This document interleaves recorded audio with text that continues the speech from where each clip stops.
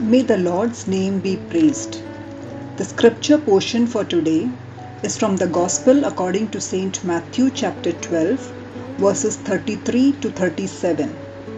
Either make the tree good and its fruit good, or make the tree bad and its fruit bad.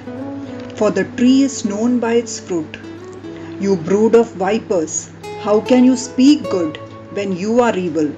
For out of the abundance of heart, the mouth speaks.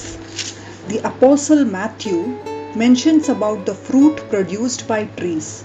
It is said that there is no good tree that produces rotten fruit, nor again there is a rotten tree which produces good fruit.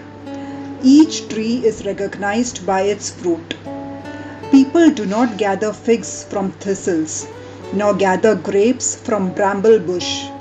The good man produces fruits from the treasure of his heart.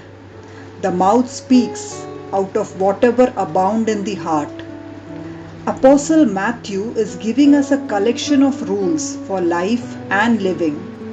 We are told that a man cannot be judged in any other way than by his deeds.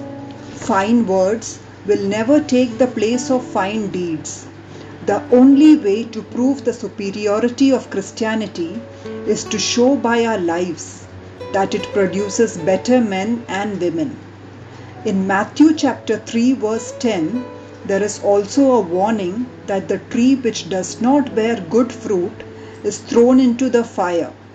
Even at the beginning of this chapter, an insight is given into why Pharisees were offended by Jesus. In verses 1 to 7, his disciples picked grain on Sabbath, something that was prohibited by Pharisees. Jesus accused the Pharisees of caring for the letter of the law than the spirit. This can also be a thought for us, whether we care more for the letter than the spirit. In Matthew chapter 7 verse 15, a reference is again made to tree and its fruit, while referring to false prophets who came in sheep's clothing, but inwardly they were ferocious wolves. When Jesus calls people a brood of viper, he means the offspring of their father Satan. The little vipers are the children of the snake. The Gospel of Matthew has been interpreted as a sharp criticism of scribes and Pharisees.